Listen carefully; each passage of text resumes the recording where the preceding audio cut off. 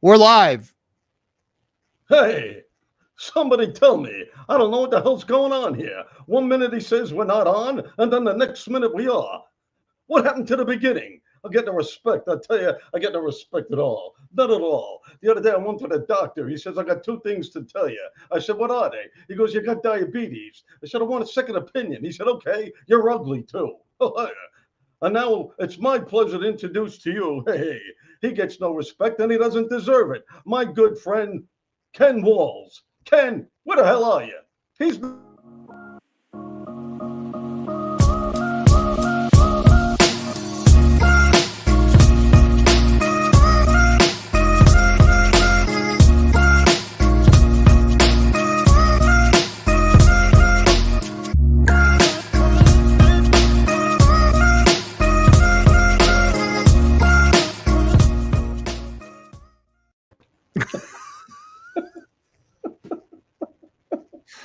How do I say this in the most loving way I possible? I know. I screwed up. And it was live. Oh, and that is tonight's show. Thank you guys for watching. Oh, Have a great night. oh man, I almost started saying to myself, I don't even know what the hell I'm saying anymore. What's wrong with you? You give me one little thing to do and you can't do it. You're crazy. Oh my god. What the what? Oh Oh my man. god. Oh, And then he busts into Rodney Dangerfield. All oh. right, so hey, dude, for your very first time introducing a live broadcast show, I'm gonna rate that on a scale of 1 to 10, somewhere around a Minus 10? no, we'll give it an 8. How about an 8? Oh, thanks. Minus The 8? fact that I had to pop in and go, hey, we're live. You know what it is? I just started laughing at what I'm looking at my own face. Come on, that's funny. Oh my I'm looking at god. me going, hey. And you know what's funny about that, Ken? Um, my friends, my comedy friends, when I did stand up, I would be in my hotel room and they knew I was there by myself. And they would hear me, but they would hear another voice. They go, well, who the hell's in there with you? I'm going, nobody, it's me. And I would have conversations with all these voices. Oh my And god. yeah, it was pretty scary. That's terrifying, actually. I know. So Rachel is here, Jose is here. Susan says we have a wonderful show. Well, thank you, Susan. That's so kind of you.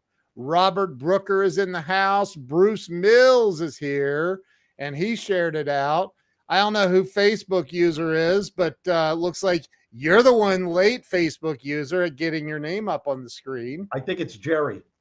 No, it's Eric B. Flanoy. Oh, it's that one. By the way, let's talk about him for a minute and his last name.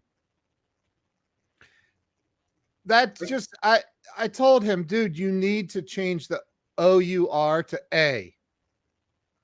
It's his name. Why should he change it? Because you don't But like it. it's not that I don't like it, it's I want to call him Flournoy. That's it. From now on, you're Eric B. Flournoy. And if you don't like it, tough.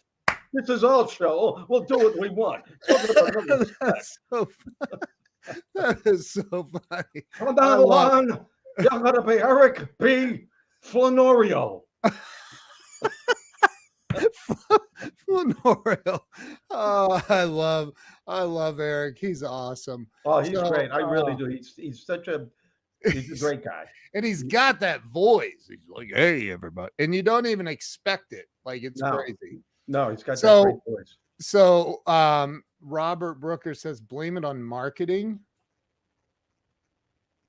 Huh? I'm waiting on that one to land.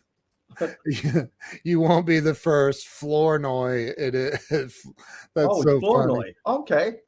All right. I get it now. Is that French? I, I'm asking. I'm not asking you. I'm asking. he's no, He just said no. It's Flournoy. Flournoy. See. Anyway, so dude, we are here. Welcome to another episode of Conversations with Bob. if you haven't shared this out yet, please go ahead and share this out. And we have another Facebook user that does not like the fact that I'm picking on Eric Flournoy. Eric will whoop me when he sees me. So, you know, anyway, so please share this out. Please share this out. I am not opposed to begging. So please share this out.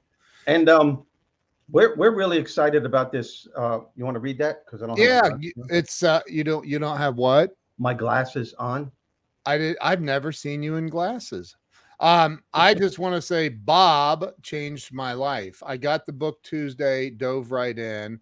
I had been trying to learn or figure out how to pray all my life. Bob finally opened the door. Wow. Thank you so much for that, Bruce. That's very kind of you. Wow. Dude, did you put that on Amazon? You need to leave a review about that on Amazon, Bruce. That's freaking awesome, dude. That would be appreciated. Thank you. Man, that's awesome. Cool of you. Sandy Archer is in the house. Hey. What up? Where did that come from? All right, so listen, man.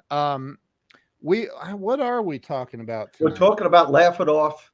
You owe it to yourself. Laugh it off. That was when I went to the motivational speaking field from comedy. That was my first program. Laugh it off. You owe it to yourself. I think we need laughter more now than any other time in the history of this planet. You folks know what's going on just as much as I do. Everything is so fast, so much information. You've got all kinds of social media. The attention span of the average person is probably 30 seconds to a minute before they have to click over to something else. And political unrest and all kinds of violence going on in cities. Divorce rate is sky high. Wait, I'm getting depressed. But and that's and all of a sudden I feel like Droopy Dog. Oh boy, I was in such a good mood, but all of a sudden I'm feeling very, very, very down. No, so I created this program, Laugh It Off. You owe it to yourself, and it's all about everyone allowing themselves to unleash the power of their humor being on a daily basis. Everyone on this planet is born with a humor being within them. Unfortunately, most people go their entire lives never knowing they have this power, let alone how to tap into it.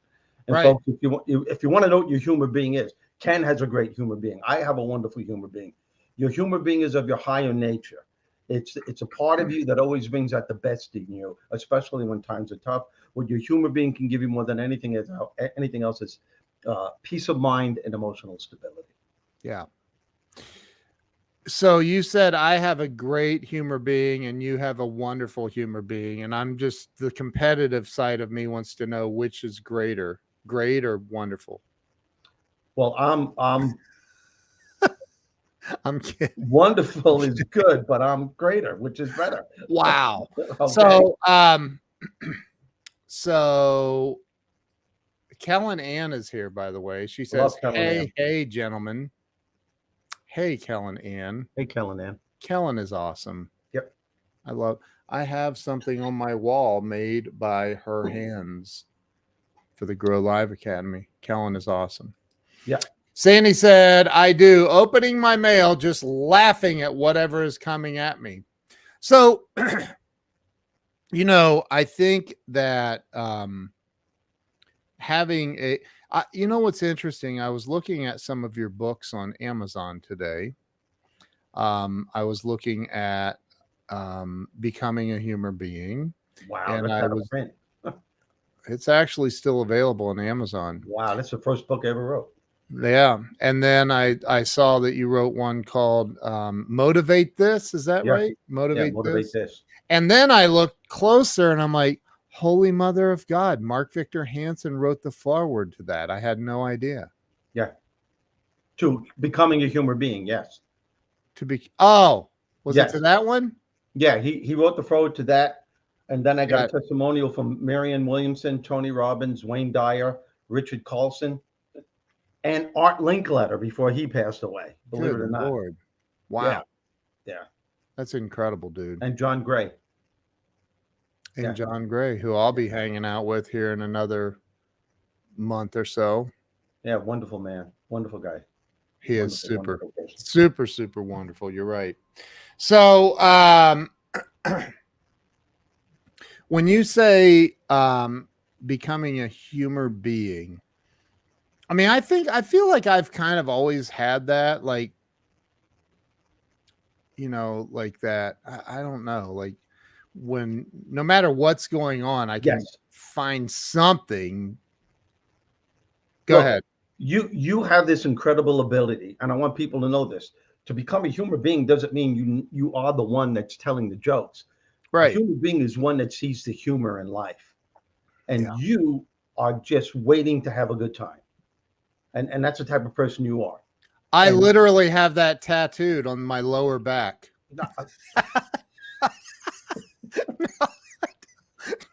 well, Jay's now we're getting personal with his anatomy.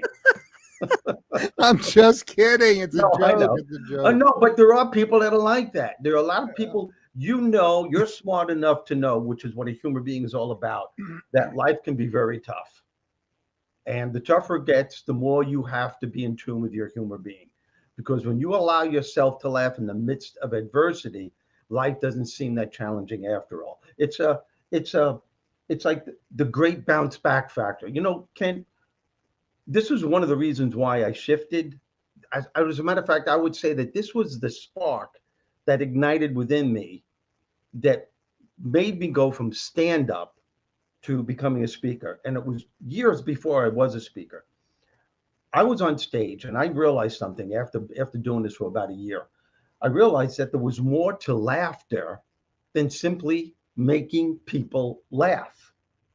And what I mean by that is that there was a point in my career I noticed many times when I was on stage that there were people in the audience experiencing challenging times of some kind. Maybe they were going through a divorce. Yeah. Maybe they or a loved one were inflicted with some kind of illness. Maybe they were having financial problems. But for that hour and a half when I was on stage, their challenges, their problems, whatever they were, didn't own them because Right. they simply allowed themselves to take time out to laugh. And these people are well aware that laughter is the pit stop in the rat race of life and that it gives us all enough emotional fuel and repairs to get back into the race again. But the Yep. initiative and the proficiency by which we allow ourselves to laugh comes from what I call your humor being. The more you use it, the more it becomes a part of who you are. Did you coin that phrase? I think you're the Yes, only person I've ever heard it yes, it's from. copyrighted. It's Is it so, really? yeah. So is professional humor being and PHB. One of my emails is steverizzophb@gmail.com, and PHB is professional humor being. You're getting ready to now experience what it's like to really get a lot of spam. So There you go. we're live. Well, oh yeah, I forgot. I forgot. Wow, we Oh did my the God. Amazon review already. Whoa. Yeah. Thanks, Bruce. Bruce is a good man right there. That's a good dude. Really good dude. So much appreciate that. Wow. I love that What's stuff. Robert saying here? I still feel bad for those comedians on stage at Second City. That time I was taken out to dinner by my parents with depression solidly in effect. I was the only one not laughing at all. Wow. That's when you need your humor being more than anything, Robert. Let's talk about that because there are times in life. It's just like M. Scott Peck in his book The Road Less Traveled that Oh, starts out with it's the best book, I think, probably one of the best ever written. But he says life is difficult, and he's not trying to be negative. He's pointing out something. He's saying that once we accept, the problem is people are going through life with an expectation of entitlement, and they go through and they're like, well, my life needs to be easier than this, and this is a bunch of bull crap and blah blah blah, and so they start getting resentful. And he says, look, life is difficult, and the sooner you accept it, the easier and sooner you're going to be able to transcend life's difficulties. Yeah. Ken, we touched upon that last week. Wake up in the morning, be grateful for what you have, but know that you're going to be confronted with challenges. Some little minor obstacles, some could be incredibly intense. Yep. So It's if true. you know that waking up, but know that you have these common sense strategies within you, one of them is unleashing the power of your humor being. You know, I think I told you a while ago too. I had the pleasure of spending significant time with Christopher Reeve and Dana Reeve. It's And, crazy. and what he accomplished in the last 9 years of his life in that condition, being paralyzed from the neck down, falls nothing short of miraculous. He accomplished more in those 9 years than most people I know could accomplish in a lifetime. And he will be the first one to tell you, as a matter of fact, it's in his book, Nothing's Impossible, that he wrote in that condition. The whole second chapter is called Humor. It's the longest chapter in the book, where he makes a statement that humor was the one thing that always helped him to bounce back when he was in that numb zone, that he called it. Yeah. And the numb zone is worse than the negative zone, he said, because I always called it the negative zone. He said the numb zone is you don't even feel negativity. You just feel like void. And he said it was always humor. And he surrounded himself with people who, as his best friend was Robin Williams. Yeah. And it always helped him to bounce back and to do what needed to be done. That's I think that in itself is a testament to how powerful humor is.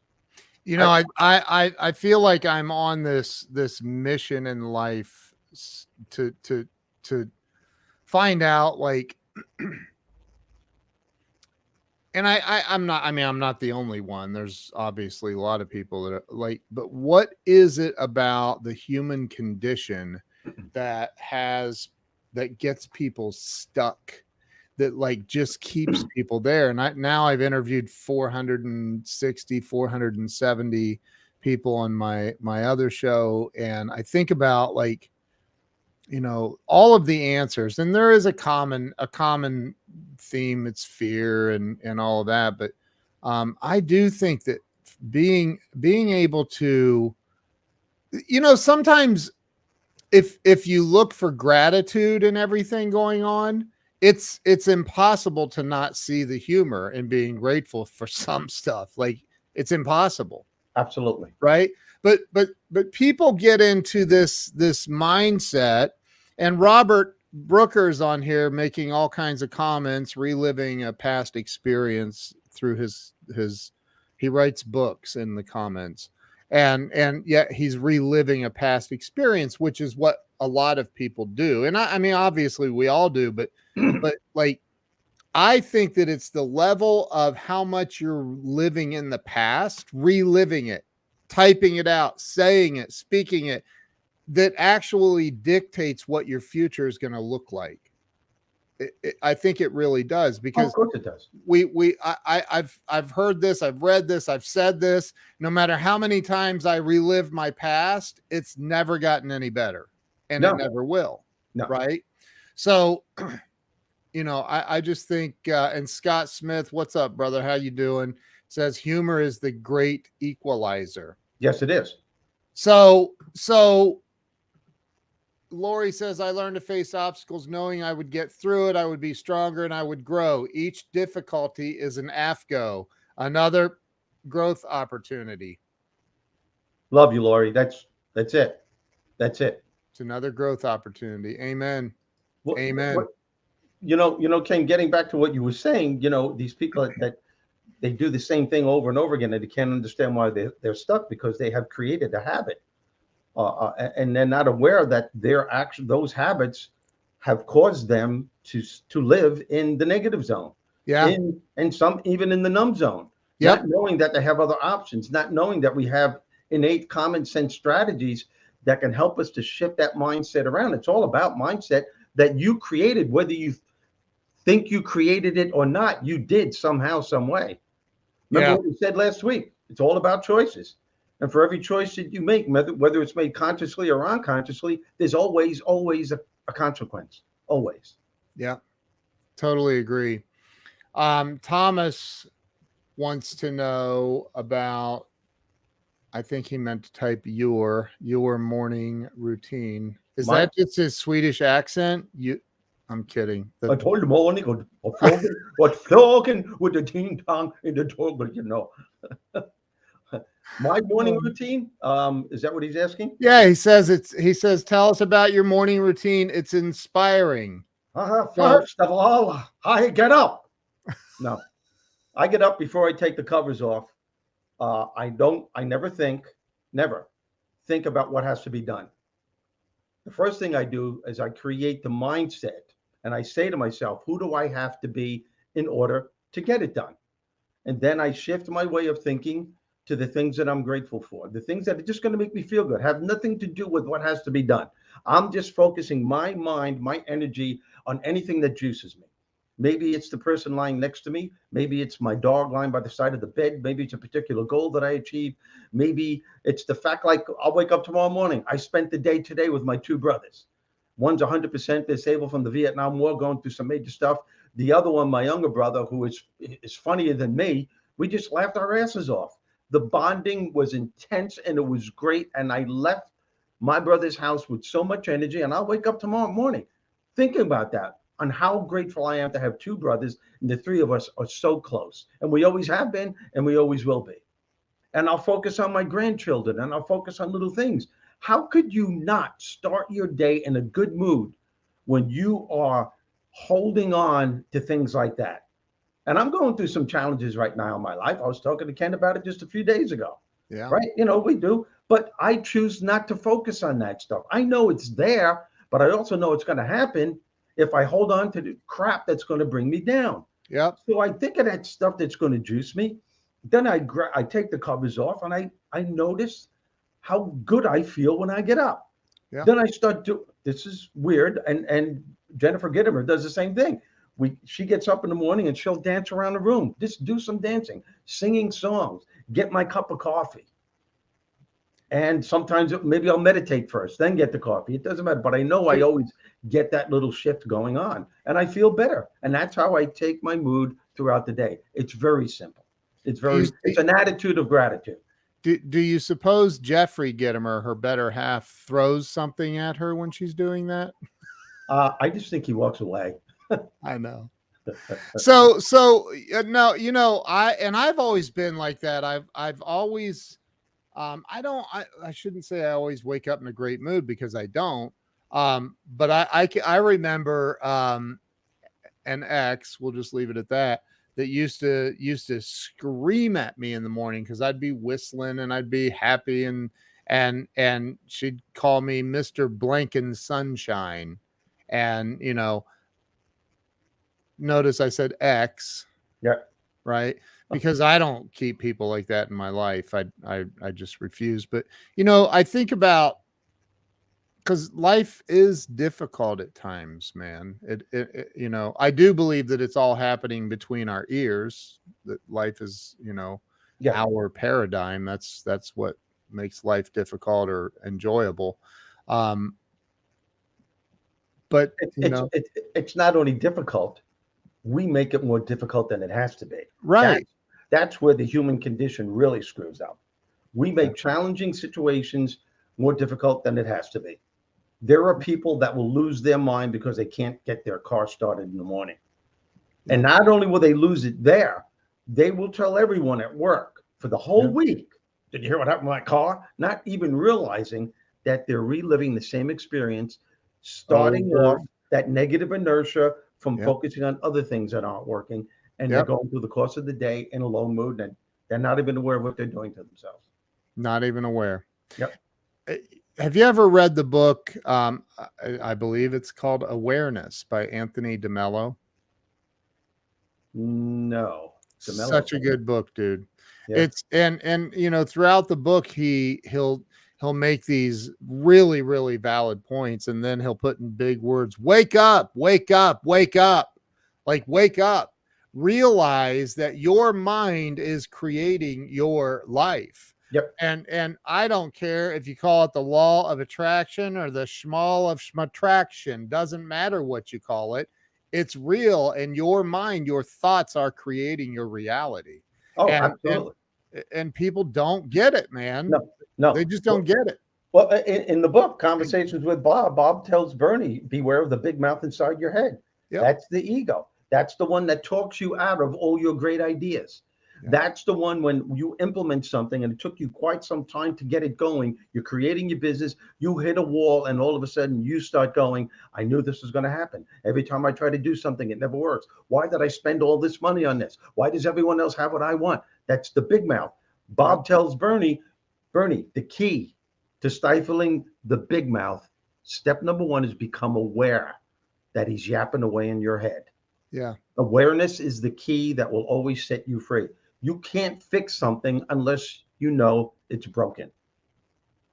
You can't. True. You're Nope. just going to keep going, never knowing why your life isn't working because you're allowing the big mouth, that loud voice, from controlling your entire life, instead of listening to that mellow voice in the background, which is your higher self, which is the Bob part of you. You know, there are so many examples of that everywhere around us. And what I like to do is and especially when I scroll through social media, it's interesting that there are people on in the world, not just on social media, but everywhere. Olga Brooks is here. Olga, it's so good to see you. But there are people in this world who, and I've brought this up before, but there are people in this world who things are constantly going wrong for them, constantly. And they use social media as a platform to, to spew these negative events that are occurring in their life to get some what appears to be much needed attention, or I don't know why. Outside of it's probably it's more than likely programming they received from maybe their mother acted like that, or their father or somebody acted, somebody programmed them with this behavior, and they've carried it throughout their entire adult life, and they don't even see it. No, yeah, but it's not that someone did. They did it. They allowed it to happen, whether they were aware that it was their mother's negative ways or father's. It was their brain. It was their process that let it seep through their brain that created the belief system. Those thoughts created the belief that that person has, and they're not aware of what they're doing to themselves. And that's why it's great to have programs like this, and your academy show is great, because I don't know how many times I was on where someone has a challenge about something. Instead of complaining about it, they ask for help about it. And everyone in the academy is there giving pieces of advice. Try this, do that, don't give up. Or you're close to doing this and that's almost good, but why don't you try this instead? Yep. There's always options. There's always choices. If you feel your life isn't working, seek help. Go to people who can help you. Yep. Talk to the higher part of yourself. Totally agree. And that's why we're saying laugh it off. You owe it to yourself, because life can get really tough. But if you allow yourself those moments throughout the day, every day, to laugh off the fear, the negative connotations, and all the bullshit that life throws at us every day, the more you do it, the more your human being becomes a part of who you are. Yep. And the more empowered you become. Yeah. For many years, I'll use me as the whipping post for a second.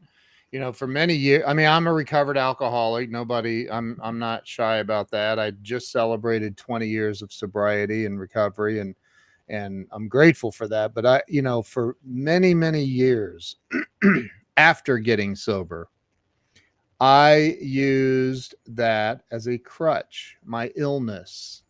I have this disease of alcoholism. And as a result of being an alcoholic, I'm in recovery now. But, you gotta bear with me here, because I'm still messed up. and my thinking isn't right, so you need to just be patient with me. And I used that for years in recovery, dude, years, as my crutch.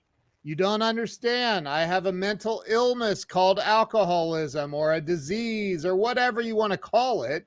I would use that as a crutch, man, and expect leniency from people because I was an idiot, because my thinking wasn't right, or I couldn't shift my mind and say, okay, let's stop using that as a crutch and say, you know what? I'm actually grateful I went through all of that because it made me who I am today. And it gave me the ability to be empathetic. It gave me the ability to connect with people on a deeper, much deeper level than just the surface BS that most people are doing out here in the world. And so, do you know what I'm talking about? You see people Yes. that are using things that happen to Yes. them as a crutch, and it makes me insane. Like, stop it. Would you say that your sense of humor helped you to overcome that, or would you say that your sense of humor flourished when you started getting better and you saw that life was was a wonderful place to live? The You world know, was a wonderful place to live. You know what I mean? look, I honestly, until I met you, I never put any thought into my sense of humor. I just knew that I love my sense of humor. I love to laugh. I love to connect with other people on that soul level where I can make them laugh, like Amelia on here saying LOL. But I think that I'm really deeply connected with that. And it's because, dude, I don't know how people live in life. And we all know people that have no sense of humor, right? I Yeah. don't know how people go through life without it. How do you even do that? How's that real? Well, it's getting even worse because we have become so politically correct today that we're stifling our laughter genes, our humor genes, and people don't understand that there is a difference between laughing at something that's very serious and allowing yourself to laugh off the fear and the negative connotations that represent the subject matter. That's why we have laughter. That's why it's one of the greatest gifts that God ever gave us. It's a bounce back factor. It's God's way of saying you've got to use this because this will connect you to me probably more than most things ever will. And the more you use it, again, more it becomes a part of who you are. You've seen the TV show MASH, because I think this is a Yeah. perfect example. You think. Da, da, da, da, da, da, da, da. Come on, everybody. I Da, love that. da, da. I love that show. Yeah. Oh, I love that show. But Yeah. how many times have you seen Alan Alda plays the part of Hawkeye? He's in the Yeah. operating room. His hands are inside some kid's insides, blood spurting all over the place. No medical supplies left. Bodies are being brought in by the dozens. Sometimes bombs are bursting all over the place. Yeah. And what is he doing in the middle of all this? He's cracking jokes. But by cracking those jokes, he's not negating the seriousness of the subject matter. He just knows that his humor being is the only saving grace in a place where there seems to be so little hope. If Yep. anything, his humor being is the one strategy that's helping him to do what needs to be done, and that's to save lives. Now, a lot of people are probably thinking it's a good analogy, Steve, but it's only a TV show. But very few people know that MASH, the sitcom and the movie, was taken from the memoirs from a doctor who was in the MASH unit during the Korean War. And the reason why they chose these memoirs was because of the humor Right. that these people used in that situation that helped them to save lives. It gave them the bounce back factor. That's how powerful humor is. That's I'm all I have to say about that, and I have to leave now. Susan said, I had an uncle who was a preacher. He had no sense of humor and was the most pessimistic person I knew. I swear his picture was right next to that word/definition in the dictionary. He was Christian, but the most unchristian like person I knew. Can I get an amen? Holy mother of everything holy. and we go to a church once in a while. Hopefully he's not watching, but because we didn't go today, and he is one of the funniest people just hilarious. Yeah. People connect to humor, period, man. And look, and if they don't, just keep doing you, boo. Just keep being yourself, and they'll come around. Hey, you've seen me speak my first 5 or 10 minutes. I do nothing but make people laugh. There's a reason for that, because you grab their attention. And once I have them, then I can give them the message without them thinking I'm preaching. Dude, Glenn Morshower is absolutely one of the funniest people on the planet, right? Oh, yeah. And he said, we just did this when was this? Was it on, it was on, I think it was on Grow Live Academy. Yeah, I think when he said, my father, God rest his soul, I was there and he names the hospital in Dallas at the hospital when he spoke his last words. And if you don't mind, I'd like to share with you his final words to me. Yeah, dude. And he says, son, you're standing on my oxygen hose.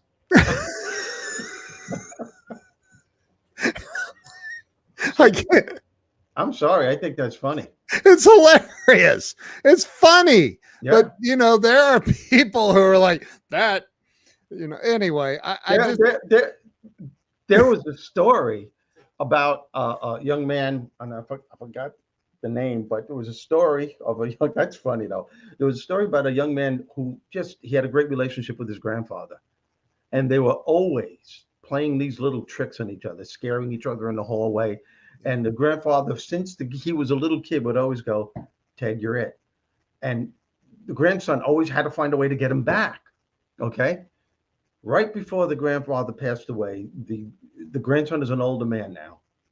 And he's just so emotional. And he goes, Papa, I don't know what I'm going to do without you. And his grandfather reached over, touched him and said, Tag, you're it. And he passed away. Oh my God. And wow. He just, from tears to laughter. And he said he did that because I'm never going to be able to get him back now.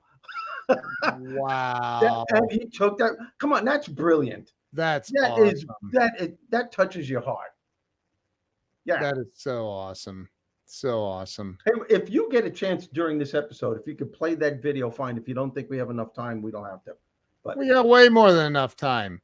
But so we've got, how is it we only have 16 people watching? Would y'all share this out? That's crazy. We have a guy that had his own Showtime special that worked with Rodney Dangerfield and Eddie Murphy and Jerry Seinfeld and all of the greats. And then we also have Steve Rizzo here too. So Steve Rizzo, hi. Yeah, and we got to get more people. Please share this out. So listen, we have this video that it's another surprise video. So if you would like to see the video tonight that's around this topic, drop a 1 in the comments. And if we don't get at least 1,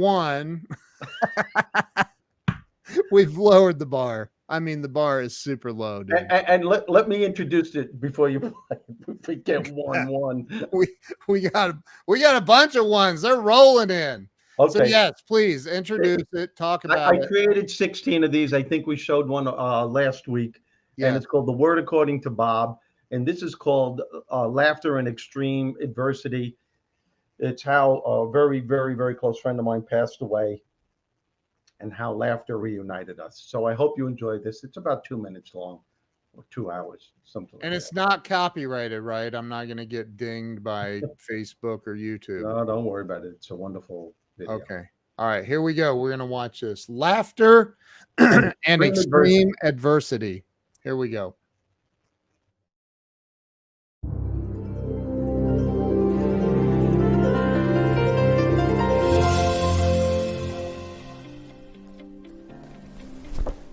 Years ago, I attended the wake and funeral services of a dear friend. Now, I've been to many wakes and funeral services throughout the course of my life, but there was something really special about this one in particular.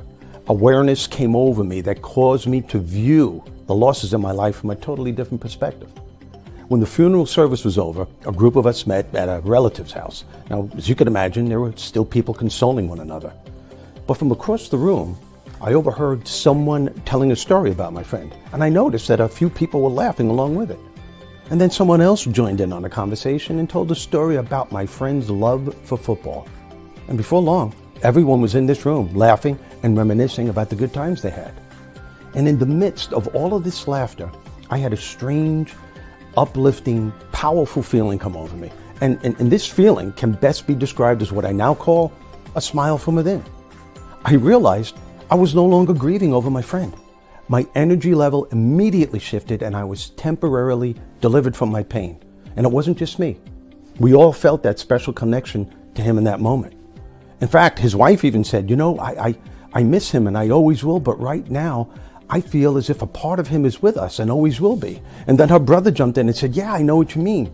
It's as if he's saying to all of us, it's okay, I'm okay. Everything is as it should be. And I will always be with you. At that given moment, my friend's death was not the point of focus. The only thing that mattered to all of us was the powerful feeling we were all experiencing. And we were all celebrating and embracing our spirit of love for him. And I believe it was our ability to laugh and reminisce about the good times that ignited that powerful sense of spirit. In such a very short time, our humor beings took us from a place of pain and uncertainty to a place of inner peace and hope. Laughter made us realize that throughout our journey, there really are no goodbyes, only good memories. The spirit moves on, and we all move on in turn in life. We all felt that smile from within that day. And I believe laughter derives from the spirit. It has a magical way of breaking down barriers and constantly reminds us that somehow, some way, we are all connected and never alone in our times of grief.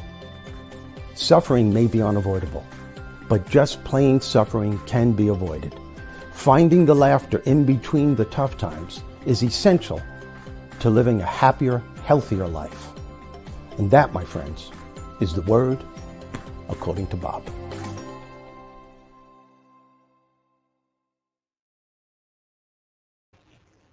It's beautiful.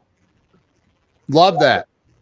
It reminds me of a Buddhist saying, and that is, pain in life is inevitable. Suffering is a choice. Yeah. We can suffer, or I think we can suffer, or we can surrender and choose happiness, choose gratitude. Yeah. Choose humor.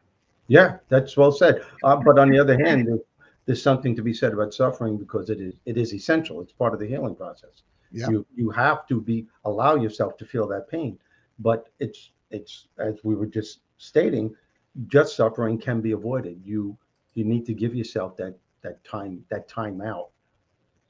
That's the magic of humor. It happens and should happen often. The love of life, Eric B. Flournoy. Good stuff, Bob. Laughter does good like a medicine. It does. Yeah. Yeah. I lost my sister. Very welcome, Laurie. Wow. Wow. I truly it's all about the words we use. I would say, when we lose somebody, is it really losing?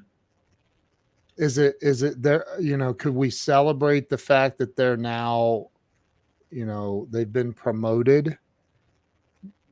I don't know. I think everyone has the capability to find that special. It's a sensitive topic, and of course, it also depends on how the person passed away. There are tragic things that happen. Yeah. But Yeah. I believe in time, though. Healing begins when you're able to appreciate at some point, and it's different for everyone. The time span is different. When you're able to appreciate the the joy in life, Yeah. and I think the key is, again, we go back to awareness. Ken, you have to become aware when it happens. Like if you're mourning the death of a loved one and it's going on for a couple of months, and it's that's normal. But if Yeah. you're walking down the street and you're seeing something like two little kids playing or something, and one kid says something to the other, and you smile or you have a little chuckle, acknowledge that. Yes. I think that's important. That's awareness. Yep. Because you're sending a message to that higher part of yourself and your subconscious that, oh my God, life still goes on. I can still find some kind of joy. And it'll increase as you go on. Right. And that's how learning happens. That's how you learn about life and the innate strategies that we have to heal. That's what helps us to heal. Jim Garrity. Wow. Good friend of mine. I grew up with Jim Wow. Garrity. We did that at my mother. Yeah. Yeah. Your mother's memorial, Steve. You know her, and there was a lot of stories. Jim's mom was one of the best moms, if not the. She would invite us. She'd go camping on parts of Long Island. All of us, all us guys, all of the friends would go there, and she would cook for us. She'd cook breakfast for us, and we'd stay and we'd hang Wow. out. And we would hang out at their house in the living room. There would be like 8 guys, girls, guys, young teenagers, and his mom was full of life, full of Wow. life. Thank you for sharing that, Jim. It's so great to hear from you. Wow. Have you seen there's a it's on YouTube, and I should, maybe I'll show it the next time, but have you seen the there's a video of a guy that died, and they, were having the service, and they had lowered the casket down into the ground, and they're all standing around talking, and then a recording starts playing from the grave of this. Hey, is there anybody out there? And it's his voice. He goes, That's great. what the hell's wrong with you people? Hey, let me out of here. That's Let what me I out want of to do. That's what I want to do. He did. He I'm gonna do that. pre-recorded it and set it up with his grandson or somebody. Hey, when I die, because he knew he was gonna, we're all gonna die. But Oh my God, that's hysterical. he Hey, when my mom passed away, I roasted her. It started off as the eulogy, but I roasted my mom. oh my, I got a standing ovation at my mom's funeral. At the wake, the priest was laughing his ass off. oh my God. Because my father, my mother had this nice red strawberry blonde hair. So my father, so they asked my father, when we lay her out, what color dye should we get her hair? So my father gave him the wrong color. She had this flaming red hair that stuck out, and everyone that walked in to pray over one, oh my God. And I said, because my mom was laid out in the coffin and she was elongated like that, and she had this red hair sticking out. I said, gee, Mom, I said, I don't want to say anything, but with that red head, all you need is a long yellow dress and you look like a number 2 pencil. Oh my Everyone just started laughing. Oh my Oh, gosh, that's funny, dude. yeah. I mean, Yeah, man. I think that man, people need to just lighten up on themselves, and and stop beating themselves up in life, and just, man, enjoy life, because there's not one single person on this planet. I mean, I know, my let me an example, my buddy Ramey, who you've met, Ramey, on Grow Live Academy. He's a billionaire. He owns one of the largest private jets in the world, and for 8 months he's been without his private jet. 8 months. And he won't fly commercial. He refuses. So he's just been in Hollywood Hills for 8 months because the engines both needed replaced on his plane, And I suppose he would get on NetJets or something. But so he's been working through getting these new engines for 8 months and going through all the FAA stuff, and he just doesn't Wow. he doesn't care. But I'm just saying that no matter what level you're at, on the fiscal scale or anything, life has challenges, man. And it's not about like, it really does boil down to how you react or respond Yeah. to the challenges. Yeah, it is. It's that old saying, it's not what happens to you, it's what you do, it happens.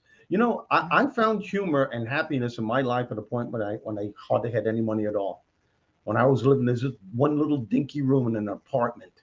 This is when I started out as a comedian, and it wasn't easy. I left a full-time teaching job, and I was great at what I did. And it was those moments when I was eating Kraft macaroni and cheese almost every night that I started appreciating my sense of humor and what it meant to be happy. Look at all these comments. Huh? I love what Lori says. Listen to this. Everything my sister wanted to do, she said she would do when she retired. Oh, Cancer took her in 6 months and 2 years before she retired. I'm a 9-year cancer survivor and learned even before cancer how to live life with gratitude. Now I live for both of us. Lori, you just gave me full body chills. yeah, me too. That's Me too, freaking Lori. phenomenal. That is so well said. Thank you so much. So Wow. well said. Hey, there's Ben Gay the third. What's happening, Ben? How you doing? Eric B. Flanoy, I'll say his name right, Flanoy. Some of my siblings' funniest moments have been at the funerals of some of our closest relatives. Perspective is what it's about. Sometimes easier said than done, but it can be done. I agree 100%. That's why I love the Irish. The Irish people celebrate when someone passes. He lived, he died. Now it's Miller time. That's that guy that did the recording. I believe it's an Irish. Yeah, there you go. It's an Irish funeral. Yeah, of course. It's hilarious. Hey, is anybody out there? Oh, that would make me laugh my ass off if I would have heard that. That's funny. It's hilarious, man. It's hilarious. So, Lori, you're awesome. I can't wait to see you in October, by the way, Lori. She's coming to the Turn It Up event that Craig and I are putting on. So that's going to be a great event. It's going to be phenomenal, man. It's going to be phenomenal. But, I think, what other thoughts do you have around this? You talking to me or you talking to your audience? No, I'm talking to you. I'm talking to anybody. About laughter? I just think I think it's crucial that when you find yourself laughing at any point in the day, just to bless it and to own it and to really own it, because that's the message you're sending to yourself, to your subconscious, and it just becomes a part of you. And what a great lesson to teach your kids or your grandchildren. I think kids got to know from the get-go that life is going to be filled with challenges, but there's always, always, always room for laughter. And that's what my mom and dad were great at. We had some really major challenges thrown at us, but they were always there helping us to laugh off the fear. Okay, they instilled 95% of the fear, but they helped us to laugh it off. Right. And, I've been blessed. I've been surrounded with people that had major inflictions, major illnesses, and bounced back claiming that their sense of humor was one of the catalysts, the strategies that they use. When I was doing stand-up at the beginning of my career, I was performing at the Comedy Store in Los Angeles, and this was in the early 90s. And there was a guy that I would talk to occasionally, a comedian. His name was Steve Moore, and we were talking, and he looked at me and he said, I said, how you doing? He goes, well, I'm feeling a lot better. I said, oh, were you ill? He goes, I was diagnosed with AIDS. I thought you knew that. I said, no, I didn't. And folks, that's when AIDS was critical. There was no hope for anyone if you were inflicted with AIDS at that time. Right. And I said, well, how are you dealing with it? And he said, well, watch me. I said, what do you mean? He goes, I'm going on before you. Watch my set. So he goes up I'm not going to tell you exactly what he said, but I will tell you that he did 20 minutes, his whole set, on being HIV positive. And he had the audience laughing their asses off. And I remember Right. standing in the back of the room talking to the other comedians. I said, this guy is making people laugh at the biggest tragedy that's hit this planet so far. And he's using it to understand what the hell is happening to him. He started talking about the different side effects he had from some of the medication that the doctors were giving him. Yep. And it totally blew me away. So when he got off the stage, I said, my God, that was absolutely incredible. He goes, do you want to hear the great news? And I said, what? He goes, since I've been able to deal with this from a humorous perspective, he goes, I really think I destroyed the fear factor. And doctors are trying to say now that my white blood count went up phenomenally as a result. Yep. He had his own HBO special on this particular topic. And Yeah. now he, from what I heard last time, it was years ago, he's counseling people on how to add humor to deal with disease and life's challenges. I think that's a great story. Do you I think this guy died recently, I think, in the last couple of years. Norm Macdonald. Oh, yeah. Did you Saturday know Night Norm? Live.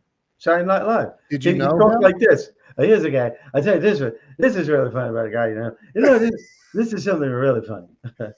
So the guy comes up to me, yeah. I Did love you that. know him? No, I met him a few times, but I didn't know him. So I get told all the time that I talk like Norm Macdonald. All the time. Sometimes you do. Sometimes you. Yeah. I mean, I've heard that so many times in my life that I'm like, stop. He talks like a young Floyd the Barber. Remember Floyd the Barber? Remember him? Andy. Yeah, there's a comedian that does a bit on him. My friend Craig Shoemaker. Floyd the Barber trying to sell Andy cocaine. Andy, you want to do some cocaine? You want to do some cocaine? Oh, it makes you feel good, Andy. It makes you feel high. You feel high, Andy. You want to smoke a doobie? Oh my God, that is so funny. Holy crap. Sorry, folks, I had to do that. Laughter, there's so there's a movie called What the Health. Great movie about why you shouldn't eat animal protein. But anyway, besides that, there's a lady on there named Dr. Ruby Latham. And I had Dr. Ruby on my podcast, my show. And she was diagnosed with thyroid cancer and went to the doctor, and the doctor said, we need to operate. We're going to cut your thyroid out, put you on medication. You'll be fine. And you'll just have to take this medication the rest of your life. And then you'll go through chemo and radiation and blah, blah, blah, blah. And just started spewing all this stuff immediately. And she's like, well, is there any other option? And she said, the doctor's like, no, this has to happen or you're going to die. Like, you need to do this. Like, we need to cut it out like now. Right. And she's like, I feel like there might be other options. So I'm going to do some research. And he's like, there's no time for research. You got to do this. And I'm like, wow. And she decided to do her own research, and she cut out eating meat and all that and became plant-based. But she also added humor into her life. She also started meditating, and she cured herself of cancer. She'd never had surgery, never went through any chemo or radiation. She cured herself. And I don't think there's anything more important, man, in life than learning how to find humor. And when she told me the story, she kind of was chuckling about it. Like, because it's humorous when you look back on it, that this doctor's like, you're going to die and we got to cut now. And so, I think finding humor, finding I really think it leads to true inner peace when you can just laugh at stuff and move on. That's it, Ken. It's true inner peace. Yeah. It brings you to a totally different place within yourself. Just again, today with my brothers, tears, laughing our asses off. And it made me appreciate them so much at this age, at this stage of my life, and with my older brother not doing well, and to see him sit there laughing in his condition like that, man, it was like peace on earth. It was like peace on earth. How, Rizzo, How do you handle problems in life? Yeah, that's actually a good question. Anybody that has questions, drop them in. We're at it. Gosh, we're at an hour already. Good Lord. this is good if we're gonna have Q&A. I love Q&A. Yeah, How do I handle let's do a quick Q&A. And if you have questions for Steve or me or Steve, or Bob? Yeah, or Bob. Yeah. There are a lot of different ways I handle. Number one, I admit that there's a problem. Number two, very important, I admit if I'm really the problem, that I caused this, and how did I cause this? And then I say, well, I know there's something within me that can meet this challenge head on, and I find a solution. I ask, I pray, I meditate, and I might not get the answer right away. Quite often I do, but I may not. And sometimes, and it depends on the problem too. Sometimes the problem may be with something I did or said to someone. So I'll try to make amends with that. And sometimes the other person isn't willing to do that, but at least I could say, I tried, and I'll be here if you ever want to talk to me again for some reason, somehow, whatever it was that I might have done. But you've got to admit, first of all, that there is a problem, and then admit, are you the one that caused it? And for every problem, there is a solution. One of my favorite book titles of a book that I've not even read is by Marie Folio, and it's Everything is Figure Outable. Oh, what a great title. I love that title. Everything is figure outable. Yep. Because it is. Yep. I mean, if you have all these, I try to step back and go, how important is this going to be 200 years from now? A friend of mine, he loves to visit the really, really old cemeteries, and he's just to look at the tombstones and ponder life and death. And he said, I'm standing there looking down at this guy's tombstone, and it said he was born in like 1786 and died in 1846 or something. And he's like, he was only alive for like 50 years. And he's like, and I look down and I'm like, man, that dude has been down there way longer than he was up here. Yeah. And he said, and you've heard the thing about the dash. And he's like, and I saw his dash, and I'm like, I wonder what that guy did with his dash, with his life between his born on day and his expiration date. What did you do with your dash? What are you going to do with your dash? Are you going to live in fear and allow fear to control you and be a mope your whole life? Or are you going to do something with your life and let go of all that crap and start writing down the goals that you want to achieve and dream? That's something else, man. I going and to Hollywood Hills and hanging out with Ramey a month or so ago, and he let me sit in his De Tomaso that he's got $2.5 million in this car, and had me start it, and then had me sit in his convertible Bentley and start it. So $3 million worth of cars sitting side by side that I got to sit in and start and hang out and see this beautiful mansion in Hollywood Hills. And I'm like, I'm not dreaming enough. I'm not thinking big enough. There's so much more. I mean, Stevie Wonder's his freaking neighbor right here, right? Tim Allen, Tim the Toolman, or is it Tim the Toolman? Tim Allen, right? Tim the Toolman, yeah. Right there. Like, you can throw a pebble off of Ramey's front veranda and hit Tim Allen's roof. But and these people, like, I'm like, I'm not thinking big enough or dreaming big enough. And if I'm not, and I think I'm a pretty big thinker, I'm a pretty big dreamer, but I just wonder how many, if I think I'm not thinking big enough, what's everybody else? What are they operating at? Because I feel like I operate at a big dreaming level, right?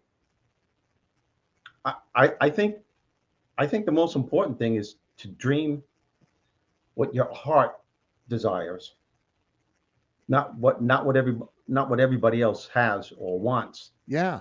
Um, you got to follow your heart, and if you know what's in your heart, you start dreaming accordingly. It might just be to be a teacher at it, not just. And it's a great job. Maybe Yeah. that's what you want to do. I want to teach. I want to grab kids. I want to let them know what I know. I want them to go out into the world and learn from the mistakes I made. Maybe that's your goal. Maybe that's your dream. Yeah. But there are some people, Ken, and I know you know this, that can't handle that much money. They wouldn't know. They would panic. I mean, I love money. Yeah. Right. Right. But that's an incredible. That was his dream, and he accomplished it, and good for him. But sometimes, and that's another point, we dream other people's dreams, and if you do that, your dream will never be fulfilled. That's right. I truly believe we were all put here to do great things, and that you're right. It may be being a teacher. It may be, who knows? I don't know, but I know that along the way, and you already know this as an entrepreneur, you take risks that other people are just not willing to take, and oftentimes those risks hit you in the face like an aluminum ball bat hitting you, and after you regain consciousness, you have to just stand up, brush it off, and laugh about it, like, because I know. I've always taken risks, but now the older I am, the more risk I'm taking. And if right, it doesn't work, I go, okay, I'm used to that. It didn't work. right, it didn't work, so what? There's a great book out from my friend Randy Gage. Risky is the new safe. It's a great book. Yeah. You know of Randy Gage? I know who he is. Yeah, I don't know. He's good friends with Scott McKean. Yes. Yeah. Risky is the new safe. Yeah, risk is good, because that's how you find out who you are. Yeah. But just know that risk is risky. It's risky. It is. You risky could lose. business. You could lose. Well, Steve, we've done an hour and 7 minutes, man. That went fast today. That went super fast. Holy moly. So thank you all. Thank you all for your comments. And if you don't mind, Ken, I'm just gonna, folks, if you haven't, buy the book. I guarantee you, after you've read it from cover to cover, you will realize how much power you have over every single aspect of your life. That's a promise from me to you. And Conversations with Bob. Yep. And if you take the cover off, this book was specially crafted and made to last. There are people that are leaving this on their nightstand, and they read one of the high points to remember. At the end of every chapter, there are Bob's high points to remember. People reading little excerpts before they go to sleep. Read one of them, dude. Read one of them. Read high one. Point to remember? Yeah. Okay, I'll figure it out. Right now, I got to read it without my glasses. An attitude of gratitude is a discipline that simply makes you feel good. And feeling good is the fuel that drives motivation and inspiration. Being truly motivated and feeling inspired are sure signs that you are connected to my energy field. And that's Bob talking to Bernie. That's awesome. I think I'm going to cry now. It's awesome. Yep. All right. Hey, listen. What? Thank you. Thank you, Steve. Thank you to everybody. Thank you to everyone who shared this out. And if you didn't share it out, you can still share it out. Thomas wants a signed first edition. Thomas, if you could connect with me on through what, Facebook Messenger? Yeah, Facebook on the timeline. Give me your address, and now everyone's going to ask for it. Oh, geez, help me, Lord! I will sign you. I will sign a copy for you. You're selling it though, right? Yes, I will figure out a way of getting it to you. Yeah. All right, listen, everybody on here, have a super Sunday evening /day / whatever day it is when you watch this or listen to this. And thank you all for being here. Yep. And remember to dig deep and find that humor being that you have, because we all have it. Yeah, we do. Anything else, Steve? I think that's it. I think this did go fast. This is one of the fast. I don't know why this went super fast. It's incredible. But thank you, folks. I love you all. And likewise. Humor being to the rescue. That's right. See you guys later. Have a great week.